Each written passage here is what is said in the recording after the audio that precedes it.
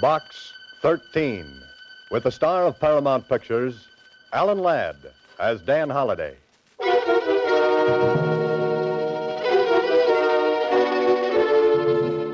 Box 13.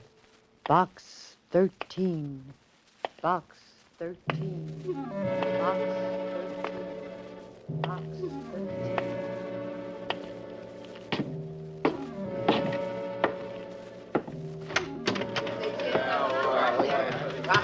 Copy, boy. Hiya, Mr. Holliday. What do you say? Where's that society page, please? Hiya, Holiday. Hiya. Jerk the first paragraph in that Simmons story. Hiya, Dan. How are you? Hiya, Suzy. Hiya, Mr. Holliday. What's in box 13?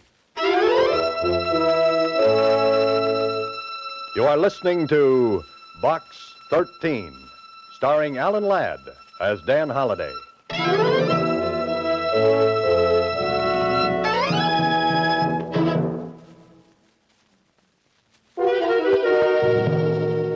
Now for Box 13, starring Alan Ladd as Dan Holliday.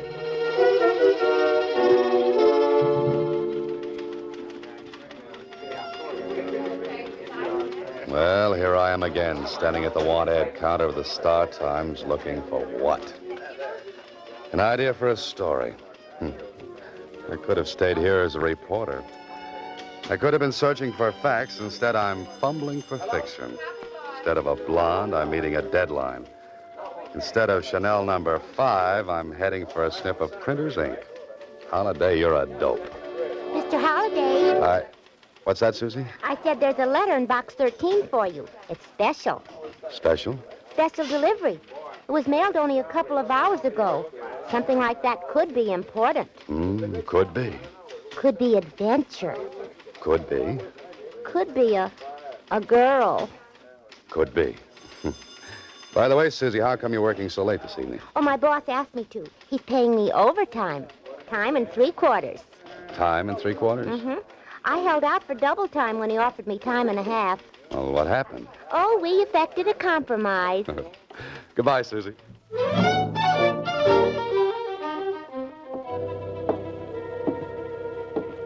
Special delivery, huh? Well, this could be very important. Also, it couldn't. Well, come on, open it up, Holliday. You haven't got all night.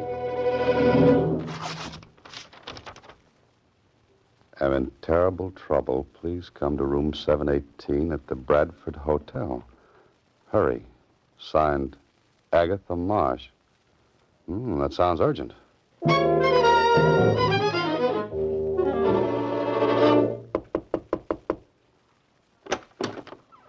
Who are you, young man? What do you want? I'm the man from box 13. I'm looking for Agatha Marsh. I'm Agatha Marsh. Come in, come in. You're Agatha Marsh? But don't stand there with your mouth open. Never can tell who might be snooping around the hall. Find a chair and sit down. Now, what's your name? Dan Holliday. Well, Mr. Holliday, I don't believe in drinking, or I'd offer you one, but I have got some sauerkraut juice in my thermos bottle. Oh, no, thanks just the same. I like you, Mr. Holliday. I liked your ad in the paper. Adventure wanted. We'll go any place, do anything. It was just what I needed. Well, thanks again. Now then, what's your charge? Charge? For helping me, your fee. Oh, that. No charge, Miss Marsh. Are you trying to be chivalrous? No, you see, I'm a writer. I'm looking for ideas. If I get a good idea, I consider I've been well paid. Well, that seems a little silly. Might I ask just what your trouble is? Oh, you don't think a girl my age could get into trouble, do you? Well, you look like a very charming old... Oh, I'm sorry. Oh, lady, let's not beat around the bush. Now, no doubt you want to know a few things about me. Well, that would be very interesting. Yes, well, I live in Muncie, Indiana, alone. I've got a big house and an independent income. Every year I go someplace for a vacation, and this year I came here. Is that all? Isn't that enough? But the letter you wrote me, you said you were in terrible trouble. Well, I am. If anyone ever finds out about this, I don't know what'll happen. Finds out about what?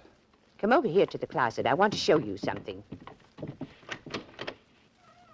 Look. On the floor. Why, that's a dead man lying there.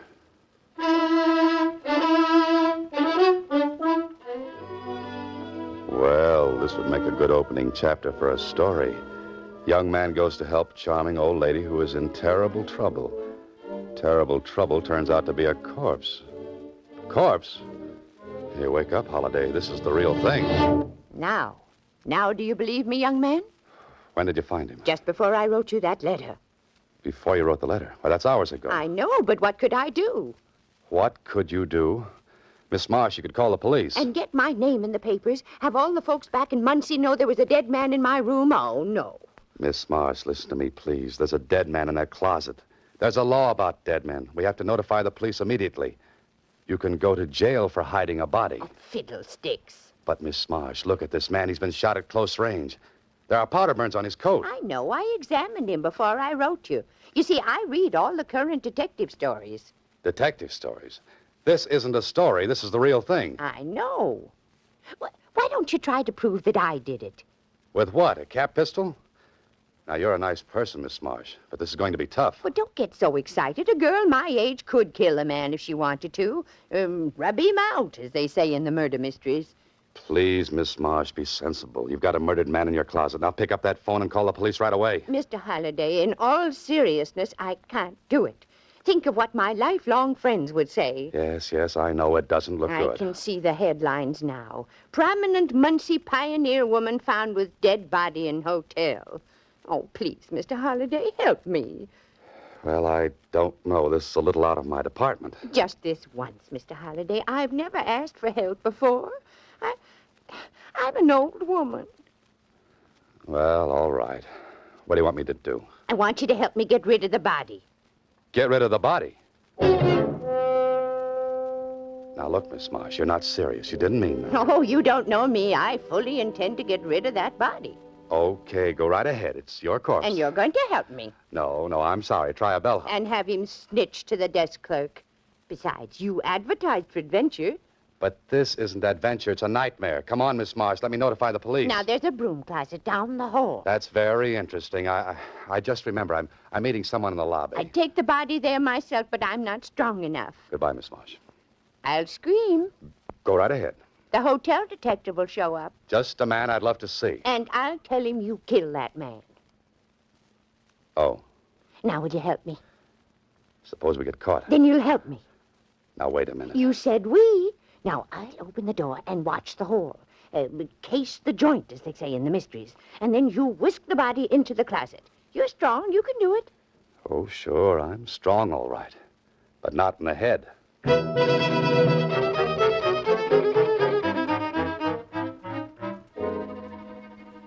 Oh, this can't be happening to you, Holiday. You can't be dragging a body down the hall of the Bradford Hotel. You know better. And as soon as you can get away from this charming but cracked old gal, you're going to talk to the police. Hurry. Now, I'll open the closet door. Put him in right there. Stick him in good. There we are. I must be crazy. Oh, good. Now back into my room before anybody sees us. There. Wasn't that easy? Easy, she says. Well, I must say you carried out your part very well. What's next in this little scheme of yours, Miss Marsh? Why, don't you know? We have to find out who killed that Michael O'Brien. You know who he is? Well, I do now. I went through his pockets. Frisked him, as they say in the stories. Well, that cuts it. You stay here. I'm going downstairs and... Who's that? Just keep cool. I'll handle everything. Oh, I can't believe this. It just can't happen. My name is Kling, Lieutenant, Homicide Bureau. Oh, come in, won't you? I intend to. Holiday, what are you doing here? Hello, Lieutenant. Oh, do you two know each other? Never mind the social chatter. I thought this was some kind of a gag. Now I'm sure of it. Holiday, just what are you trying to dream up? If I told you, Kling, you'd never believe me. Sit down, Lieutenant. Can I get you some sauerkraut juice? Well, I don't mind if... some what? Sauerkraut juice. No, thanks. Now listen, some crackpot phoned in a tip that there was a dead man in this room. Why, Lieutenant, how can you say such things? Lieutenant, now listen. You be quiet. Miss Marsh, mind if I have a look around? Not at all. Here's the closet. Now then, you can see for yourself, Lieutenant. There's nobody there. I got your name from the desk clerk, Miss Marsh. Maybe you better tell me about yourself. I can tell you all about it now. I was talking to Miss Marsh. Are you Miss Marsh? Right now, I think I'm dead. You will be if you keep interrupting. Go ahead, Miss Marsh. Tell me about yourself. Certainly. I live in Muncie, Indiana. I arrived this morning for a 2-week vacation. I'm well known back there, and you can find out everything about me if you care to wire. How did you happen to meet Mr. Holliday here? Look, Lieutenant, if you'll permit me to tell I'm asking the lady. I went to school with his mother. That's what I did. Huh? See. Well, I guess it was the work of some would-be comic. But I had to investigate it just the same. Well, of course you do. Oh, but Kling, listen. Goodbye, Miss Marsh. So long, Holliday. But Kling, wait, I want to go with you. Why don't you two have a fast game of hearts? Mr. Holliday, wasn't that thrilling? Just like in the magazines. Miss Marsh, you're going to stay in this room until I get Kling back here. Oh, no. I want to solve this case myself. I wonder how Kling found out that... Miss Marsh, Yes. I'm not the suspicious type, you understand, but a little bird, a tiny little bird, has intimated that perhaps you might know who tipped off the lieutenant. Of course I know. It was I. What in the world are you doing? I made the call from the corner drugstore a little while ago. I wanted to throw the lieutenant off the trail, like they say. You know what I say? No, what? You're going down to police headquarters and tell the truth. Oh, just a second. Excuse me, please. Yes? Yes, this is Miss Marsh. Oh, you did? Yeah, I thought so. Yeah, should have had 817 instead of this room. Oh, no, don't bother. I like it here. I knew it all the time. What did you know? That was the room clerk. He got my reservation mixed up. I was supposed to get 817, and I got 718 instead. You mean the person who killed Michael O'Brien wanted to get back in here to remove the body? No, it doesn't sound reasonable. No, it doesn't. Well, guess who was supposed to get this room? Never mind, we're going to police headquarters. It was Tony Bascari. Tony Bascari. He's the biggest racketeer in town. He's dynamite. Miss Marsh, he's deadly. I know, Mr. Holliday, and I love it. Oh, no. You are listening to Box 13, starring Alan Ladd as Dan Holliday.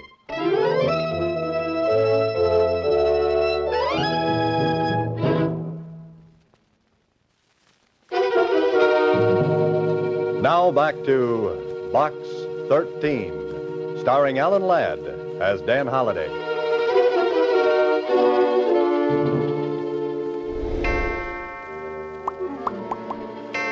Two o'clock in the morning, and I can't go to sleep. Oh, that little old girl has me worried to death. She wouldn't go to the police headquarters, and when I went down and talked to Kling, he acted as though it were a big joke and sent me on my way. Hello. This is Agatha Marsh. Now what? Where are you? At the hotel. I went up to see Tony Bascari. You what? Miss Marsh, don't you know that's the worst thing you could have done? I had to talk with him. I put the heat on him, as they say in the murder mysteries. And you're still alive? I accused him of killing that O'Brien man. I came right out with it. But of course, he wouldn't admit a thing. What'd you expect him to do, break down and confess? Well, I think I've got him on the run. But I'm worried. Oh, if I had Tony Bascari on the run, I'd be worried, too. Because when I came back, I discovered someone had searched my room. Will you call the police? You should have done it a long time ago. Oh, no, I couldn't. I want you to come over right away. At 2 in the morning? Mr. Holliday, someone's trying my door.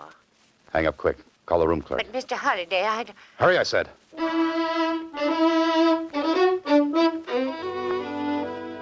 The dear little meddlesome old fool.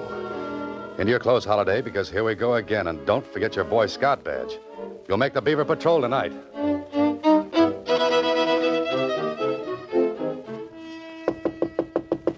The clerk said she hadn't called the desk. I wonder...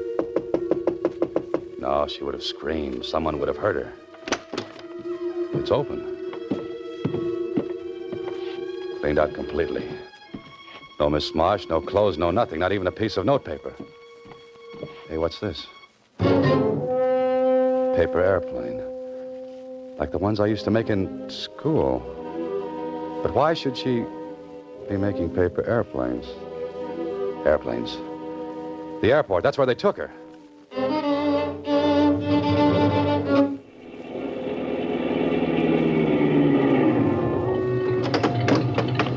Keep that motor running. I'll be right back. Not many people around this hour of the night. Oh, there she is. And the man with her has his hand in his pocket, and I don't think it's there because it's cold. What I need now is a little fast talk and a little faster action. Okay, I'll take over from here. Who are you? What are you talking about? The old doll. Bascari wants her back. Bascari told me to put her on a plane. I'm doing it. Yeah? Changed his mind. He wants her back. I don't think so. Besides, I never saw you before. I told you, if you don't turn her over, Bascari might get sore. Why'd he call me? It's only a half hour ago. I was still at the hotel. He could have called. And spilled everything over her phone. You nuts? This don't sound right. Yeah, forget it. Taking the old doll back with me. Wait a minute. Gonna call Tony first. Go ahead, stupid. Get your ears burned off. Who you calling stupid? Show me something that'll prove Tony sent you. Got a match? Stop stalling. This is a gun in my pocket. Let's talk to Tony. I've got some matches here. Thanks. Here. Oh! Get him, Mr. Holliday, quick. I'm coming. Ooh, not so fast. Ooh, I'm not as young as I used to be. You should have remembered that before you got mixed up in this. Come on, get in.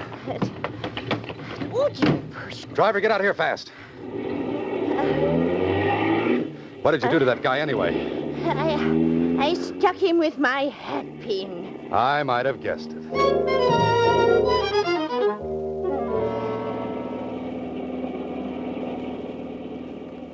Now, Miss Marsh, what happened at the hotel? Well, I hung up when I heard him trying the door, but I was too late. The door was unlocked. So it was Tony Bascari, huh? He wanted you out of town fast. Oh, but they were very nice to me. You can thank your lucky stars for that. Usually, Bascari's enemies wind up in some ditch. I didn't see him again. That man, the one you knocked out at the airport, he was the one who came in my room. Well, you must have the goods on Bascari. You must have killed this man or had him killed. But why didn't he take him out of the hotel right away? But there was a convention there last night. The whole place was literally crawling with people. Oh, that's the reason. Oh, that paper airplane. That was fast thinking, Miss Marsh. Well, thank you. Well, now we can go back to Bascari. We've got the goods on him. We can crack the case, like they say in the murder mysteries. Miss Marsh, I've got news for you. We're not going to see Bascari. We're not? Well, where are we going? You'll hate me, I know, but it's the police station. Well, Holliday, what happens now? You've taken Miss Marsh to Kling's office. She looks at him. He nods her into his private office. And suddenly she comes out smiling. You try to leave, only Kling stops you. You stay here, Holliday. Kling, you can't let her walk the streets alone. Bascari will get her. Forget it. I got a man tailing her. Okay, but what happened in that office? What did she tell you? Plenty, my friend. She preferred charges against you. She preferred charges against me. Now, what are you talking about? Kidnapping. I kidnapped her? You took her off the plane by force, didn't you? Listen, Kling, that little old lady is a whodunit happy. She'll get herself killed. There really was a body in the hotel, you know. Look, Holliday, do you know what you're saying? Sure, I know what I'm saying. There really was a body in that hotel. Holliday, why didn't you tell me? I tried to, twice. Once in the room and the last time when I came in here. Now think, Holliday, carefully. Where is the body? In a broom closet down the hall. I put it there. You put it there. Yes, I put it there. Holliday, get out of here.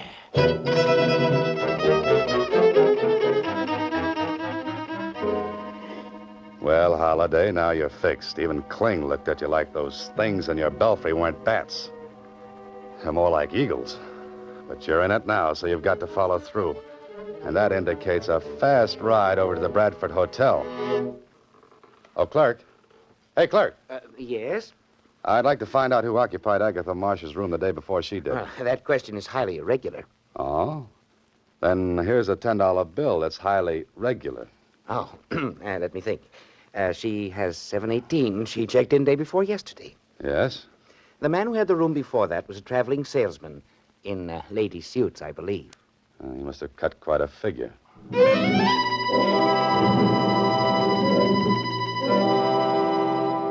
She must be in this hotel someplace. Her room's empty, but she must be around. But where? What are you worrying about, Holiday? You couldn't wait to get rid of her. Now you can't wait to get her back. Oh, you're a character who belongs back in the Middle Ages with a tin union suit for cold nights.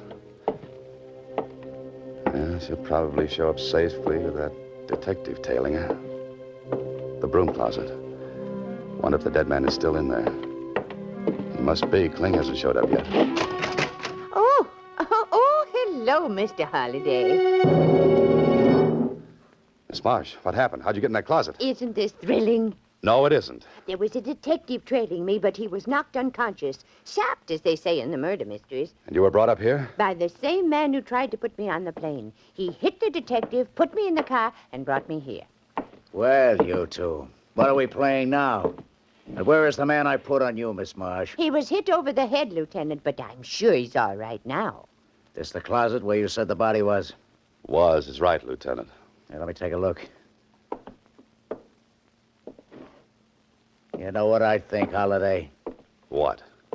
I think both of you crackpots are making this all up. I don't believe there ever was a body. Kling, you have my word for it. Your word doesn't mean as much as a Chinese dollar. Kling, listen. They brought her back here, locked her up. They took the body away, didn't they, Miss Marsh? Probably going to sink it in cement, as they say in the murder mysteries. Bascari's in his room, I'll bet. Go up and talk to him. Surely, put the heat on him. Just once more, I'll play with you kiddies. Come along. Where? Miss Marsh's room. I'm locking you pixies in till I get to the bottom of this.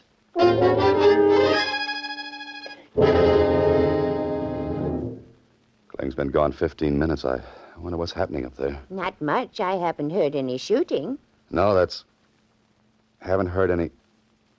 In that case, how could a man be shot here and that shot not be heard? Oh, it's very easy, Mr. Holliday. The killer would use this. Oh, Miss Marsh, now where'd you get that gun? Just took it out of the drawer. It was here all the time. Well, put it down until Kling returns. But I just want to show you why the shot wouldn't be heard. What do you mean? Will you excuse me, please? You see this bath towel, Mr. Holliday? Yes, what about it? Well, a smart person would take the gun like this, wrap the bath towel around it like this. You know, Miss March, you found out a lot since you came here. Oh, yes, I've done all right since early this morning. Early this morning. But the clerk said... I talked to Tony Bascari, and he said... Kling, look out! Here, Miss March, give me that thing. You shouldn't have moved, Mr. Holliday. I was really shooting at you. What's this all about, Holiday? What was she doing with that gun in her hand? She was going to kill me, just like she killed Michael O'Brien. That little old lady killing somebody? Miss March, you did kill him, didn't you? Then you called me, and you got Kling to come up here and catch me dragging the body away. Only he came a little late, as usual. Now, wait a minute, Holiday. Then when you couldn't pin it on me, you tried to hang it on Tony Bascari. Now, what did you do with the body? Dragged it back to the closet in this room. Oh. And I suppose you sapped the detective who followed you, too. It was easy. I got him to turn around and hit him over the head with my purse. Why did you kill Michael O'Brien? Did you have something against him? No, I never saw him before. Then why kill a perfect stranger? I saw a play once. I liked those ladies in that play. They killed lots of people. I wanted to also. Only I should have done it like the ladies. You don't mean arsenic and old lace. Yes, and I should have worn the lace and given you the arsenic.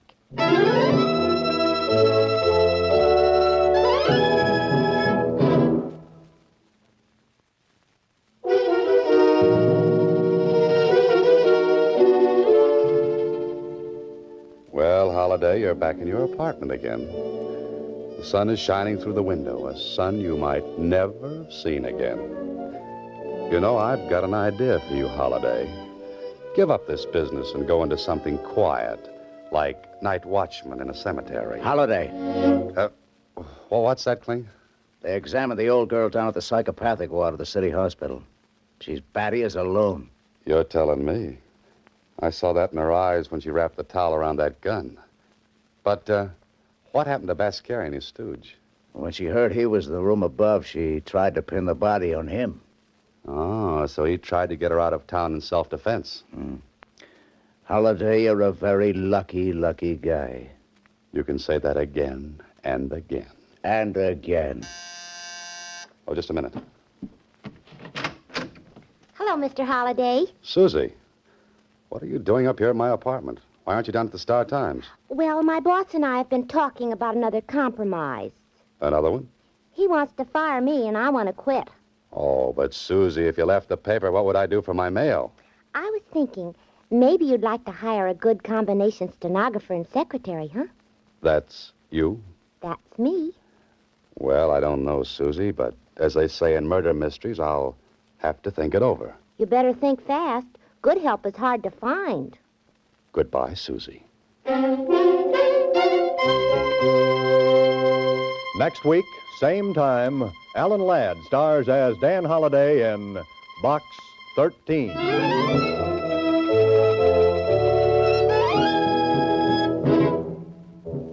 Alan Ladd appears through the courtesy of Paramount Pictures and may currently be seen in Wild Harvest.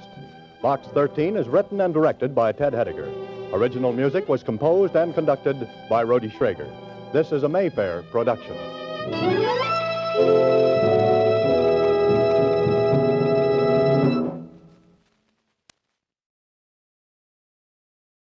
Enjoying the timeless classics on Golden Age Radio? If you're loving the nostalgia and captivating stories, consider supporting our channel with a tip. Your generosity helps us continue bringing you the best of vintage radio entertainment. Simply click on the link in the description. Thank you for being part of our community. Lost in Brazil invites you on an unforgettable journey where every moment is an adventure waiting to be discovered. Join us as we uncover the soul of Brazil, one incredible experience at a time.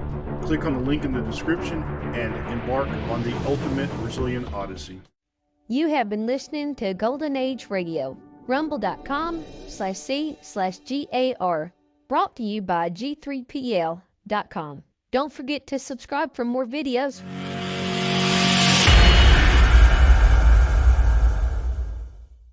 I would like to extend my sincere gratitude to Old Time Radio Research Group for their remarkable efforts in preserving and archiving the captivating world of old-time radio programs.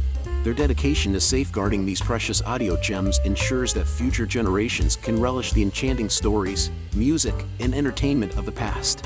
Their invaluable contribution allows us to step back in time and experience the magic of radio history firsthand. Their link is in the description below.